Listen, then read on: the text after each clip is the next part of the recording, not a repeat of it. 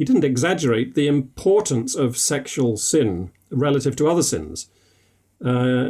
Indeed, I think it's in Mere Christianity. He says that, the sins of the flesh, the sins of the body are all things considered much less serious than sins of the spirit. And pride, which is a spiritual sin, is far deadlier than lust. So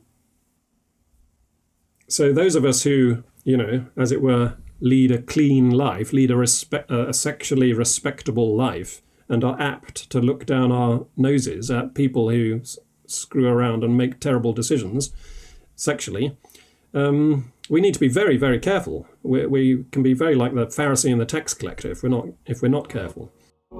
Hello and welcome to The Naked Gospel, where we have conversations about sex, singleness, marriage, pornography, and everything in between. We bring on cultural thinkers, parents, important folk, and normal folk alike. I am your host, Shane O'Neill. If you're listening in, video versions of all of these episodes are available at YouTube, Proven Ministries. We have that below. If you're watching and you just rather listen in, then all of these episodes are available on every major podcast platform. Whether you're listening or watching, do subscribe and continue to track with us. Thank you for tuning in and enjoy the episode.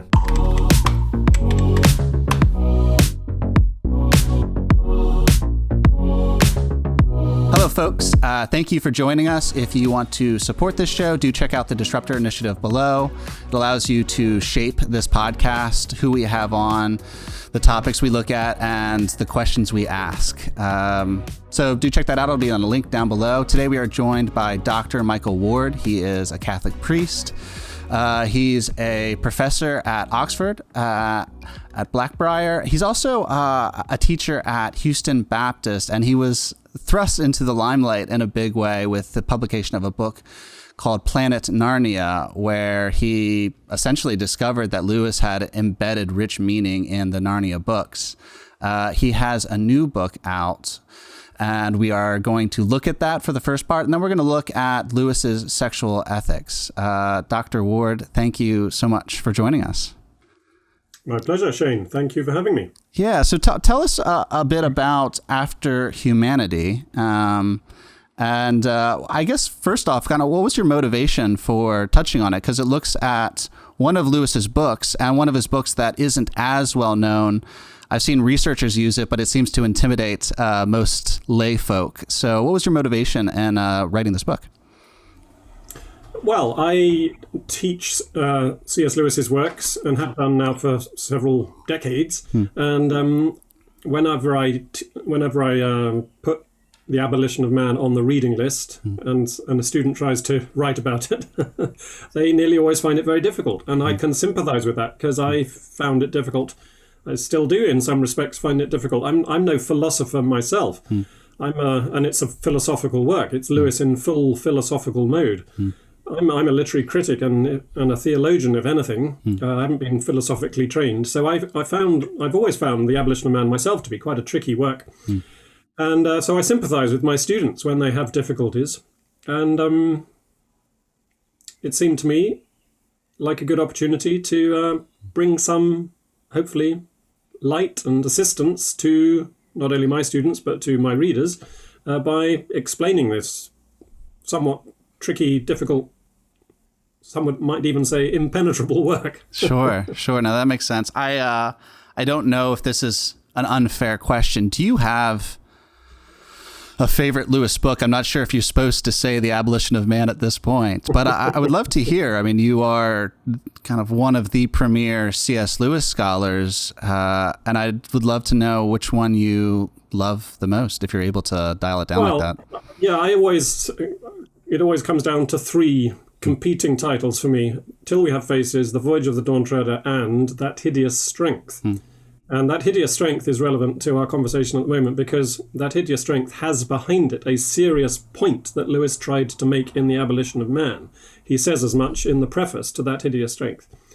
So the philosophical ideas he's expounding in The Abolition of Man, he tries to dramatize and concretize in That Hideous Strength. And it doesn't really matter what my favourite is, but it's interesting that Lewis himself said of The Abolition of Man, it's almost my favourite among my books. And when discussing the Ransom trilogy, sometimes called the Space trilogy, he said that Perelandra, the middle volume, was the best, but his favourite of the three was That Hideous Strength. So it's interesting that both That Hideous Strength and the book that lies behind it, The Abolition of Man, were, in Lewis's own terms, his either his favourite or almost his favourite. He would say it like that, though, wouldn't he? That's funny. So Lewis-esque. So the Abolition of Man is, just to gain a grasp on this, because I used it for a thesis project in grad school, and the final sections there at the end where he traces all over common moral values amongst so many cultures and so many different eras and geographies. Truly extraordinary work. It's worth more than the price of the book. The book itself, I don't know. Was it presentations initially? I don't actually remember, but I do remember it being broken up into 3 sections. Would you mind telling us about that? Yeah, The Abolition of Man originated as 3 lectures that he gave during the Second World War, and yes, it has this appendix listing 8 different moral laws, with citations from, yes, religions and traditions, cultures all over the world and all over history. So it's not a specifically Christian book. It's entirely compatible, of course, with Lewis's Christianity, but it's not an apology for either Christianity or theism. It's a philosophical work trying to determine what it is about humanity that enables us to perceive objective value, to know that things are right and wrong objectively, and not just because they are subjectively convenient for us. So one of the main tests of the objectivity of value, Lewis argues, is death for a good cause. It's sweet and seemly to die for one's country, according to the old Latin tag. And Jesus in the Gospels himself says, "Greater love hath no man than this, that a man lay down his life for his friends." And of course, laying down your life for your country or your friends is not of immediate personal benefit to you, especially if you don't happen to believe in the afterlife. And it may be extremely painful. The last thing you probably want to do if you're a young, fit 20-year-old, as Lewis himself was when he himself was very nearly killed during the First World War. So why is it valuable? Why is it right to sacrifice yourself for a public cause like this? That's the test of the objectivity of value. It's no subjective value to the person dying, but nonetheless, that doesn't mean it's not right. So Lewis really homes in on this as the test that he thinks will, it's the crucial experiment as to whether, and if the test is passed, then we can say for certainty that value is objective. No, that's helpful. I remember looking at in grad school how when it comes to dying for others, there does seem to be even an internal compulsion. If a grenade is thrown at a group of people, one man will dive on top of it. He knows he's going to die. His friends get to live, or his comrades get to live. And it's not necessarily something that culture is teaching us. It seems to be an internal kind of a compulsion towards laying down our life. And yeah, I appreciate that. So would you say that Lewis is trying to create a baseline through the book, or what would you say he's trying to do? Yes, he's trying to create a baseline for what it is to be human. If we sink below this, or indeed if we evaporate above this, either descending into bestiality, becoming like nothing better than the animals, or if we ascend into false spirituality, then we are forgetting what it is that makes us human. Because as human beings, we are rational animals. We have a spiritual side to us. By spirit, I mean here, we are rational, but we also have a sensual side to us. We have appetites, we have passions. And Lewis constructs this 3-part model of the human person: the head, the chest, and the belly. And he says that the chest, the liaison officer between cerebral man and visceral man, is the peculiarly human faculty.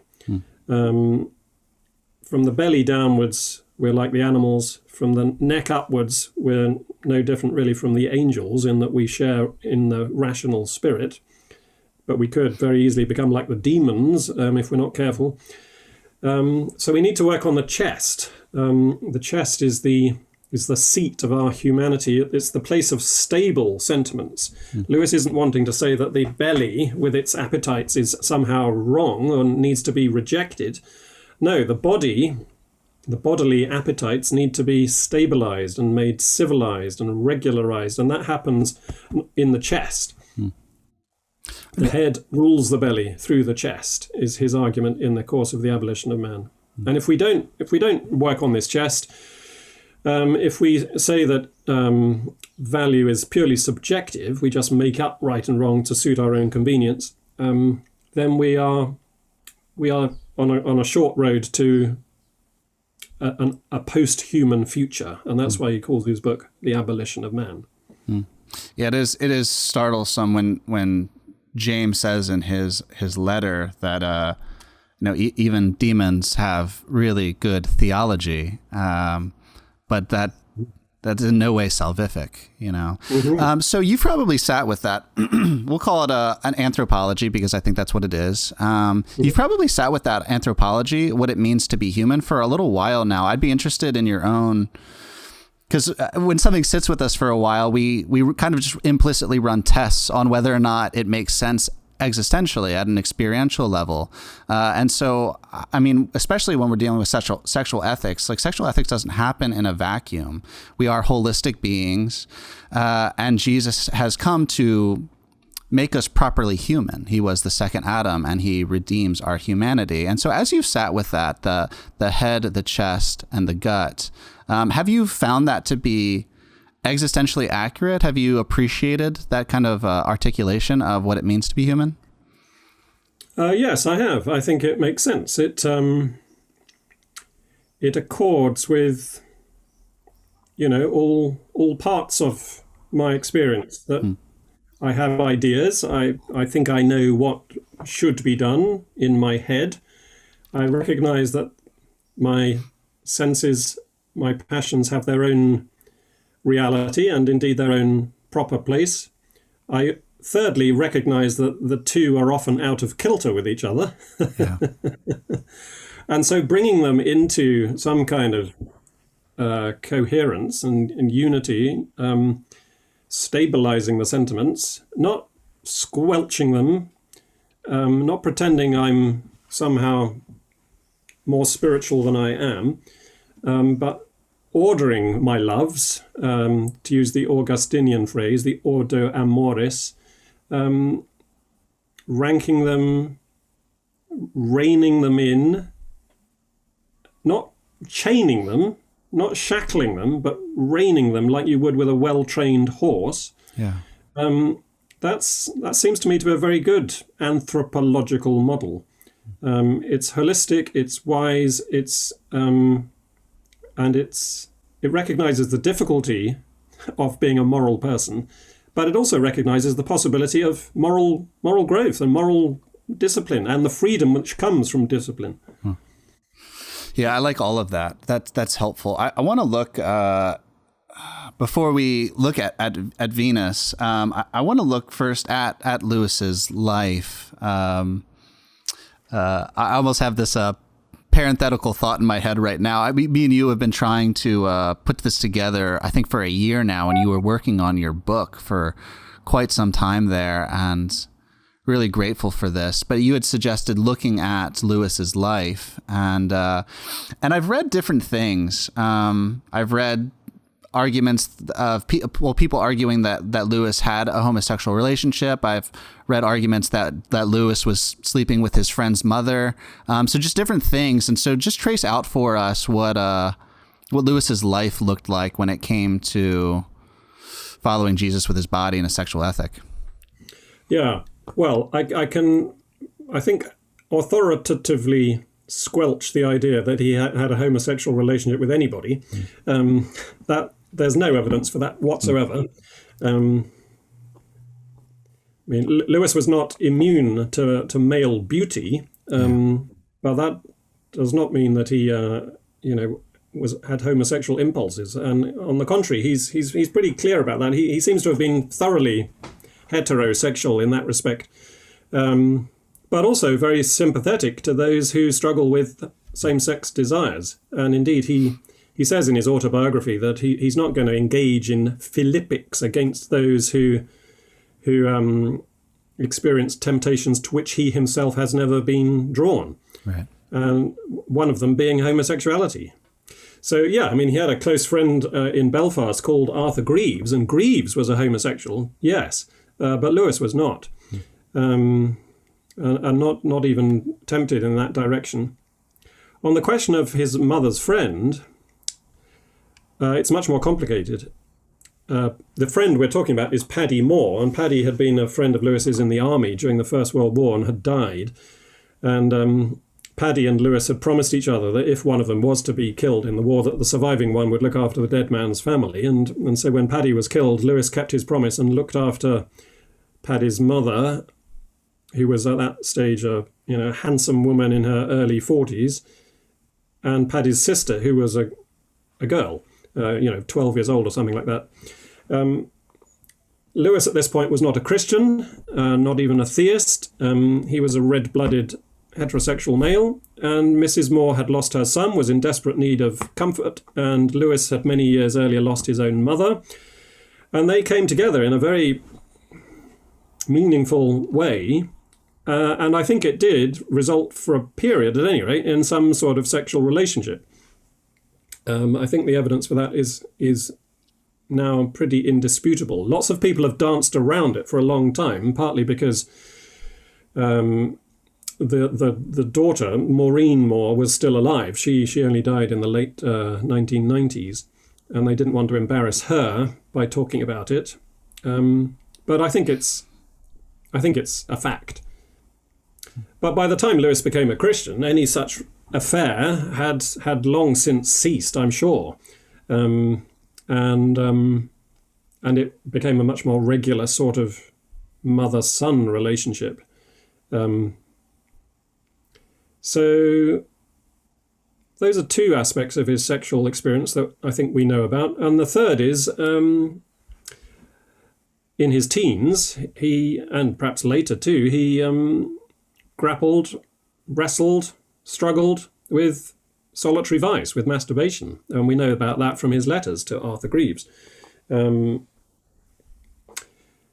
So he knew about the various difficulties of leading a sexually pure life, was under no illusions about the difficulty thereof.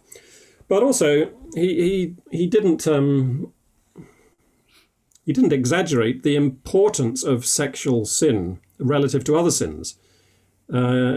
Indeed, I think it's in Mere Christianity. He says that the sins of the flesh, the sins of the body, are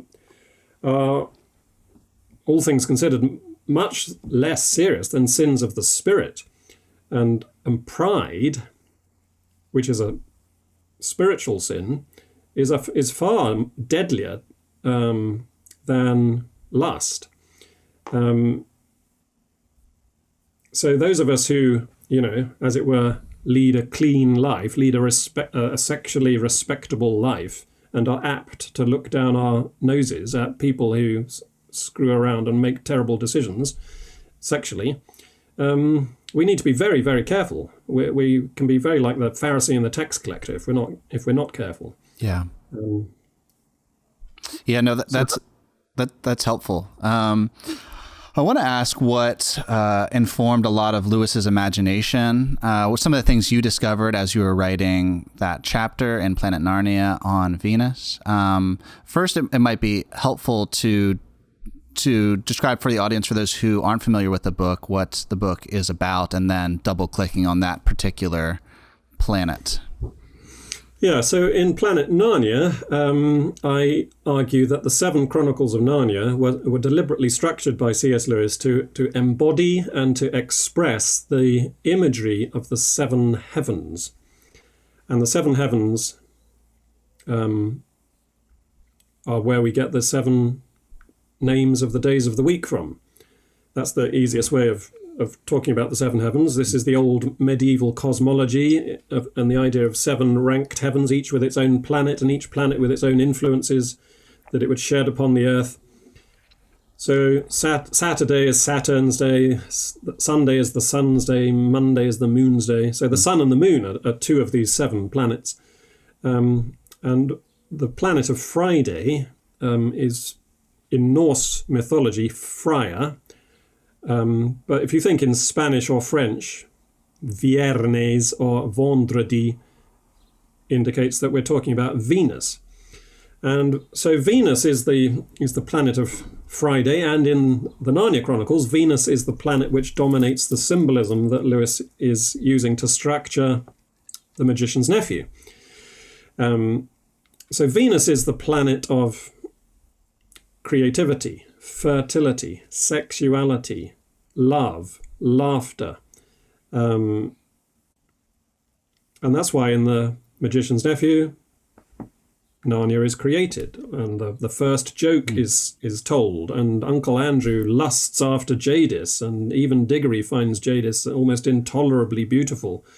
And there are all these key words like sweetness and gum and other little tip-offs that if you know your C.S. Lewis, you know indicate that he's using a Venus structure, a venereal paradigm. It's interesting, that word venereal is still in our language. You know, we talk about a venereal disease, a sexually transmitted disease, and it comes, of course, from Venus.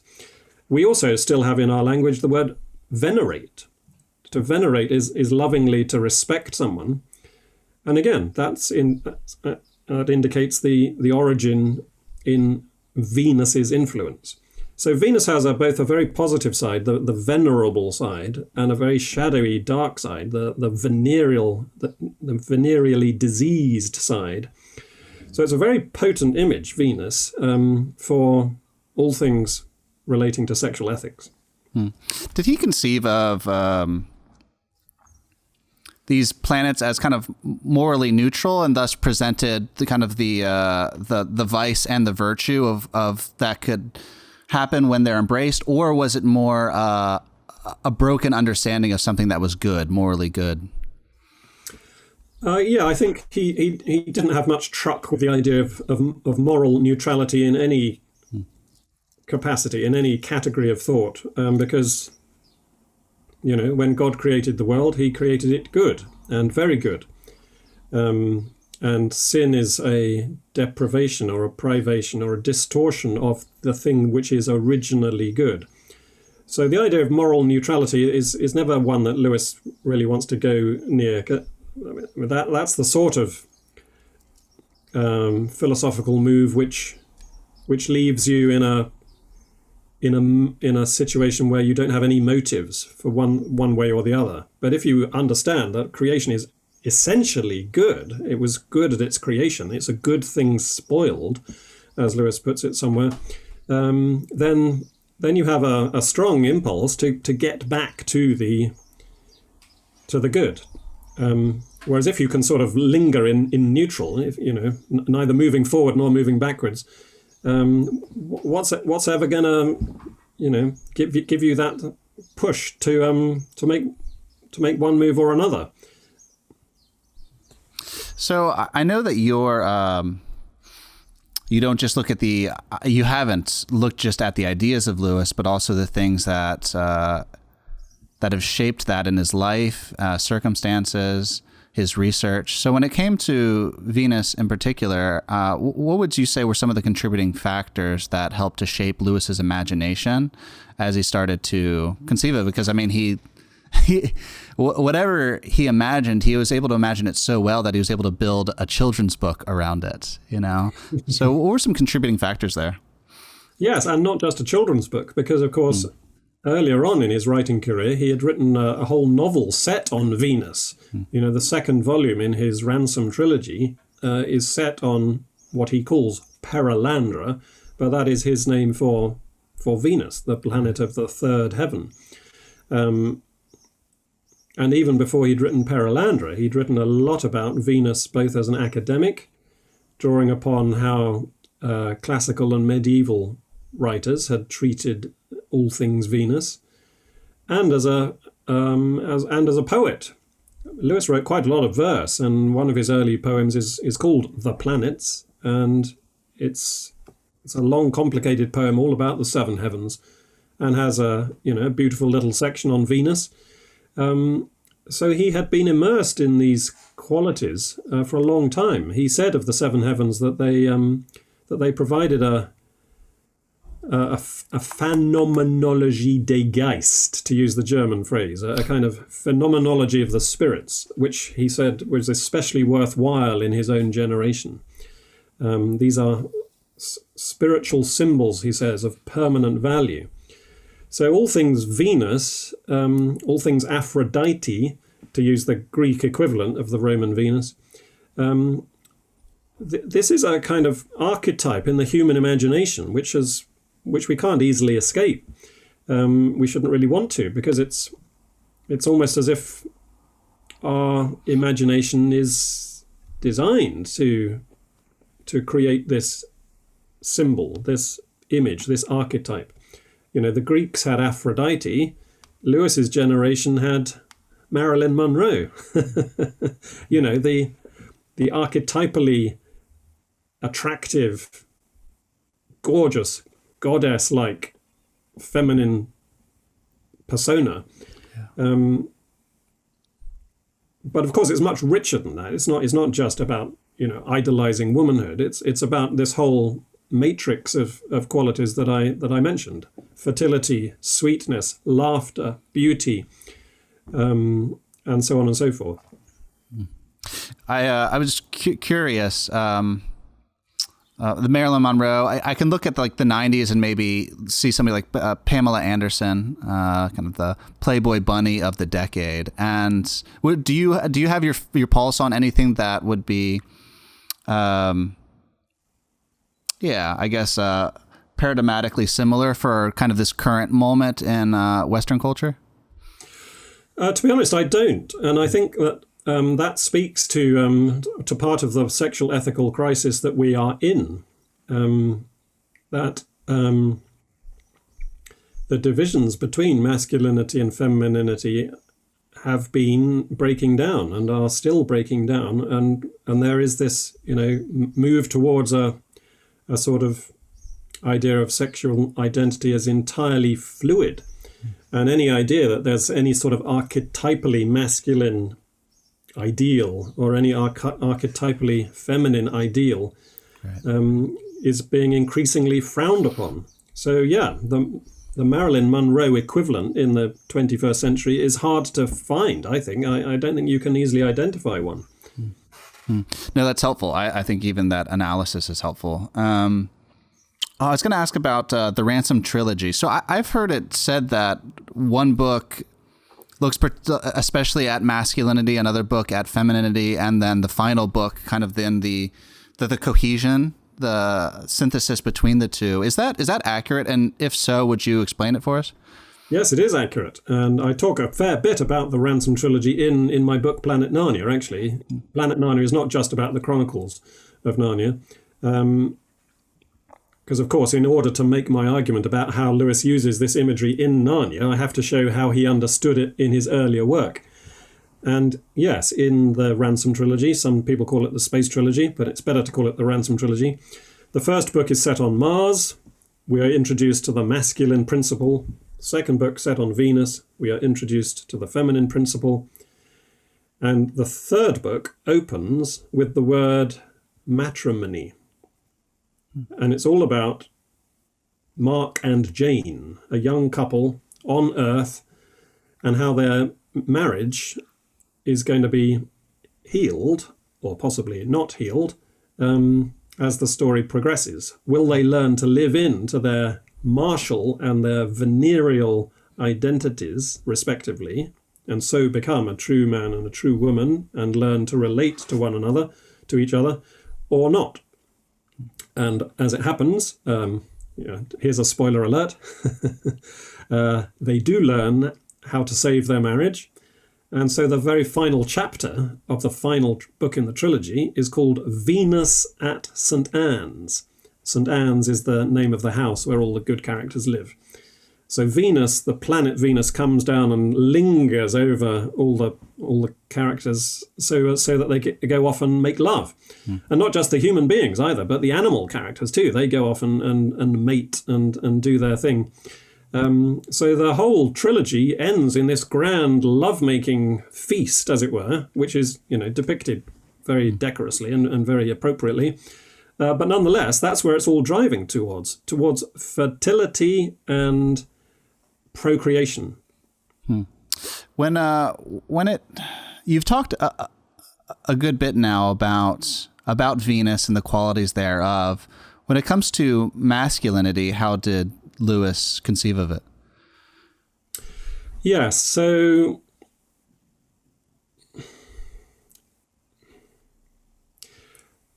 Mars, the place where the first volume of the trilogy is set, is called Malacandra, and Malacandra is a very different world from Perilandra, obviously. So whereas Perilandra is very fluid, the islands on Perilandra swim. They're like mats of weed. They're undulating and semi-permeable. On Malacandra, on Mars, the masculine planet, everything is very rocky and hard and straight, and there's a great rush to the sky. This theme of perpendicularity keeps cropping up. Everything is stratified and linear and regular and orderly and rhythmic, and rather than images of bubbles and apples, there are lots of images of more classically masculine things like spears and knives and long, hard, straight things for obvious reasons. So that's the sort of the visual imagery that Lewis uses to communicate masculinity. But at the more moral level, the conception of masculinity that he's presenting is one of duty, of the hard but necessary task which the masculine spirit enables someone to undertake.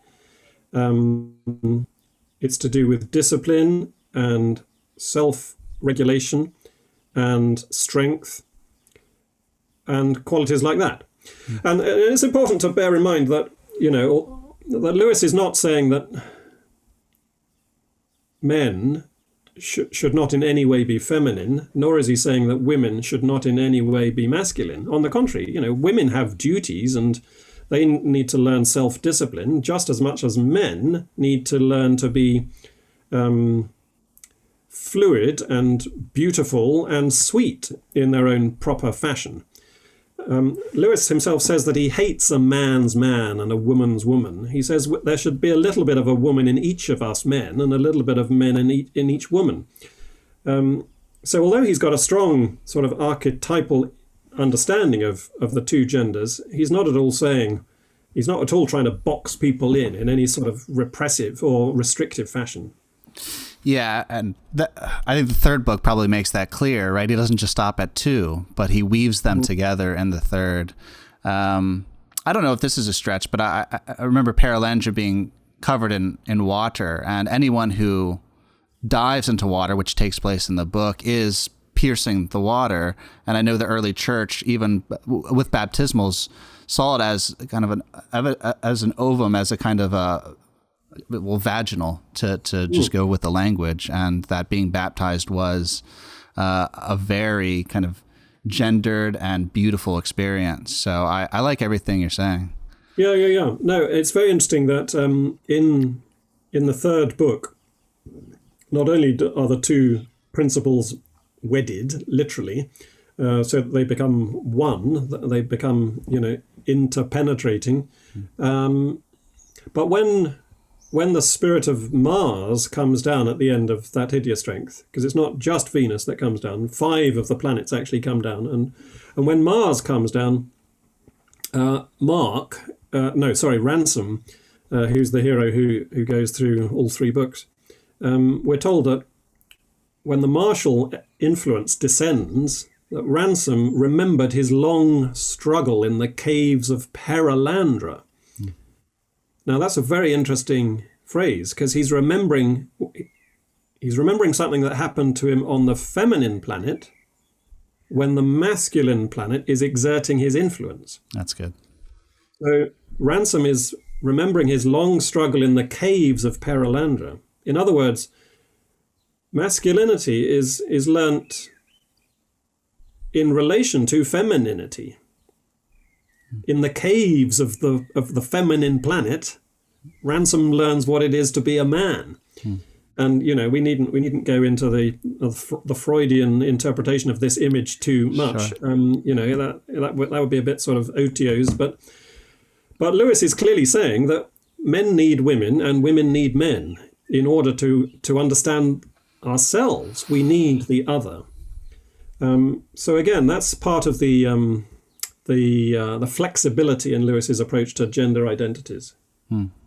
All of that is helpful, Michael. Thank you so much for playing that out. I reckon in a year or so we'll probably ask you to come back on to nerd out further. But I think that's probably enough nerddom for the listeners, because it's rich content. It's really beautiful, and the imagery.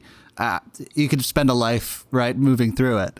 Yeah. I do want to look at, I guess, ending with wondering about positive vision. A lot of Christianity is framed around do's and don'ts. And I was reading so my favorite book by Lewis is The Problem of Pain. I love it. It's got sentimental value for me. I didn't know Christians were allowed to explore the world that way. And I read it, and it blew my world apart. And I've read it, 6 or 7 times since. That last chapter always leaves me longing. It just always does, where he just talks about heaven and makes an argument from desire. And I've heard secularists critique the book and say Lewis is making arguments until the last chapter. The last chapter, Lewis doesn't make an argument, he presents a vision. And then all of a sudden people can find themselves in that vision, and they long for that vision. And so Lewis, he did this with his philosophical work in The Problem of Pain, but he also did it with fiction, just creating vision, and just a really very remarkable apologist. I don't think anyone's been around since him that's done it quite like he has, although he's taught us so much. So when it comes to presenting a positive vision, I think a lot of Christians are intimidated by the sexual ethic around them, and they get reactive. I get reactive, and I go into do's and don'ts. What does it look like in the way of Lewis and in the way of Jesus? Because Jesus was a person who told stories. What does it look like to present a positive vision? Very, very good question. And before I try to answer it, I'll just sort of, reinforce your point about Lewis's interest in presenting a vision. It was Austin Farrer who said of Lewis's Apologetics, and particularly The Problem of Pain, that we think we're listening to an argument. What we're really being presented with is a vision. And yes, Lewis was interested in moving from arguments to visions. In The Abolition of Man, he gives us an argument about the objectivity of value, about the necessity to live according to a certain moral code, which we didn't invent, but which we have discovered to be true. That's his argument in The Abolition of Man. But in That Hideous Strength, he dramatizes it. He casts it in narrative terms so that we are able to envisage it lived out in this imaginative setting. And I think that's one of the reasons why I myself find That Hideous Strength to be so engaging. Maybe one of the reasons why Lewis too regarded it as his favorite, that it just brings everything to life. You can see Mark and Jane struggling with their masculinity and femininity. And indeed, one important aspect of That Hideous Strength, which we ought to mention, though perhaps we can only go into it in depth when you have me back on the show sometime later, is Deal. is the fact that Mark and Jane are contracepting. They are not knowing each other fully. They're deliberately holding back from each other their fertility. In other words, they don't want to be known in their entirety. You can have every part of me, they're saying to each other, but you can't have my fertility. And that's one of the reasons why their relationship, which is, willfully sterile at the biological level, is emotionally sterile at the moral level, because they're not being honest with each other. And so as the story progresses, they learn to give up contraception. And as a result, this grand lovemaking session that they have in the final chapter will result, we are led to believe, in the birth of an extremely important person. We needn't go into the details about that, but it's very interesting to me that C.S. Lewis himself was interested in the ethics of contraception, because I think that's the elephant in the room, that a lot of Christians won't talk about contraception. But if you ask me, almost all our sexual ethical problems of the last century have arisen because of a general acceptance of contraception. But that's a huge topic, and we can leave that for another day. But it's an important theme in that hideous strength. No, that's helpful. I'm glad you brought it up. I've been actually itching to get was kind of a Catholic thinker named Matt Fradd on to talk about particularly a Catholic sexual ethic when it comes to this stuff, because my wife and I have been pursuing classes at a Catholic church. We're Protestant, but we've been pursuing Catholics at the practice at a Catholic church because Catholics think through these issues so much better than Protestants, and we do want to know oneness properly, and so natural family planning, and we've been learning that from you all, and that's been really beautiful.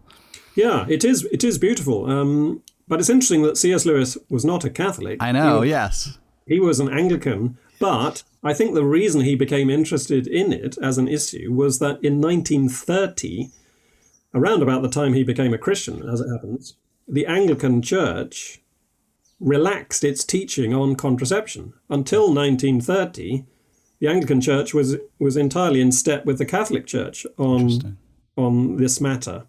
But in 1930, they opened the door just an inch to the acceptance of contraception. And I think Lewis seized upon that as a very significant moral moment. And in some of his letters, he will say, for instance, I would not like the task of defending contraception against an almost unbroken tradition of Christian teaching against it.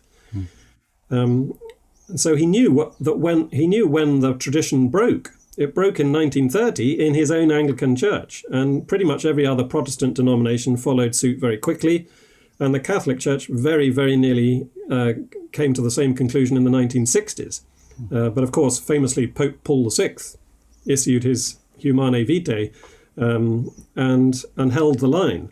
Yeah. And it's very interesting to me that so many Protestants like you, trying to live into a godly sexual ethic, are realizing we need to talk about this. We need to wrestle it through.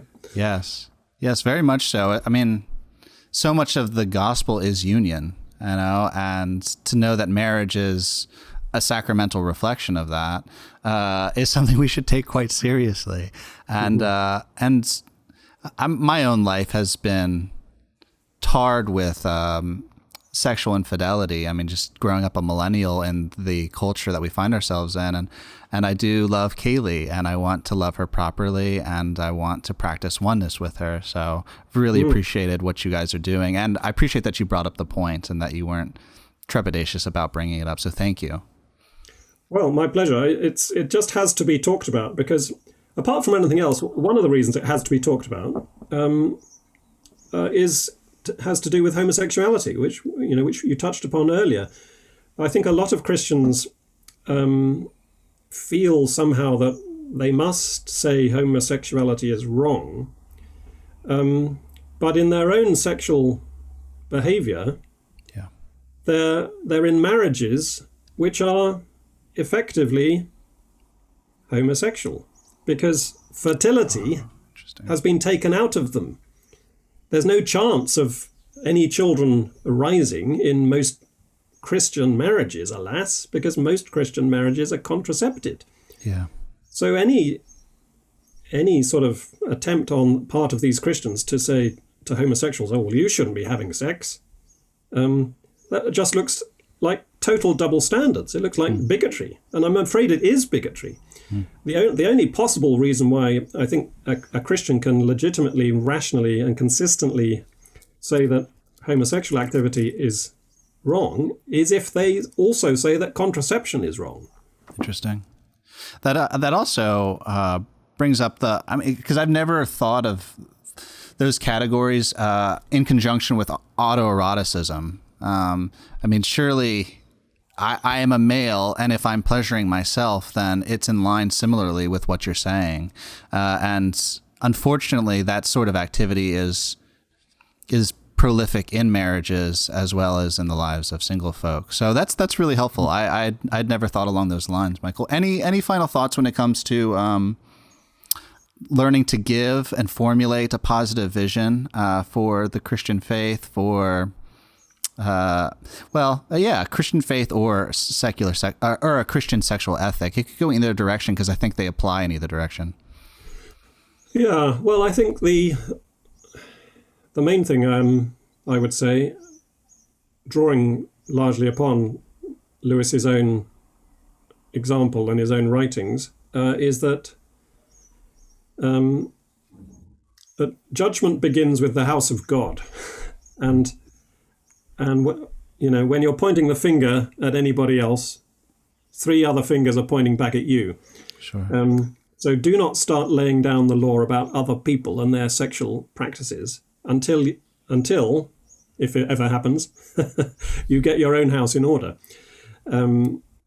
Which isn't to say that, Christian teachers shouldn't teach the tradition, but they should teach it with absolute honesty about their own failures, because it's all of us who fail. And Lewis himself knew that. And that's why I think his own ventures, his own forays into this topic are balanced and humane, and they feel realistic, because he's trying to remember, the old principle of halitosis. Your own bad breath is the bad breath you never smell. You only smell other people's bad breath. But actually, we have our own halitosis to cope with. That's really good, Michael. I agree entirely. I agree entirely. Yeah, I've taken friends to church, and there have been teachings on sexual ethics, teachings from Scripture, and I've had those friends react and say, when's the last time this guy watched porn? Like this guy, like he's asking us to be totally vulnerable, and he's sharing nothing. There's no humanity in the words that he's sharing. So I really love everything you're saying. It's truly beautiful, and I'm with you on that. Michael, thank you for joining us. This has been so fun. Just very casual, but very engaging, and I just appreciate your disposition. So thank you for being with us. My pleasure. Thanks for having me. Let's do it again sometime. That would be fun. So we always end with 2 questions. One, how can people track with you? How can people figure out what you're doing? And then 2, how can we be praying for you? If people want to find out about me and my work, I have a website called www.michaelward.net. michaelward.net. And how people can pray for me? Well, in the same way they pray for anybody, I would say, help me to be godly. Help me to be pure in mind, heart, soul, and strength. That's how we should love the Lord our God, with heart, soul, mind, and strength. And just because I happen to be a Catholic priest, even though I'm not dressed like one today, doesn't mean that I find it any easier than anybody else. One of the things I get to do as a Catholic priest is to hear confessions. And so I hear a lot of people talking about their own sexual sins. And at the end of any confessional, I say to the person as they're leaving, please pray for me, a fellow sinner. Because I need prayers. I'm a sinner as much as the next person. And apart from anything else, that just helps regularize and equalize the ground between me as priest and them as penitent, because it's a very, very vulnerable situation that you're in when you're confessing your sins to another person. Yeah. And so the priest must never take any advantage of that, but must always, do whatever's appropriate to remind the penitent that we're all in this boat together. And so if your listeners and viewers are minded to pray for me, please pray that I will never forget that. I love that. And it is in line with Lewis. I'm always struck by the candor of his introductions, or when he's going into a book, just the way that he frames it with his own humanity and with his own humility. So yeah, we'll definitely be with you in praying that. I would love some of those sorts of prayers as well for those who are listening. Michael, thank you again just for being with us. It's been such a joy. My pleasure. Thanks, Shane. Folks, thank you for hanging with us. I hope that was helpful. If you did find it beneficial, please share it with someone you think would benefit from it. We got to look at, one of Lewis's less well-known books, but powerful nonetheless, The Abolition of Man.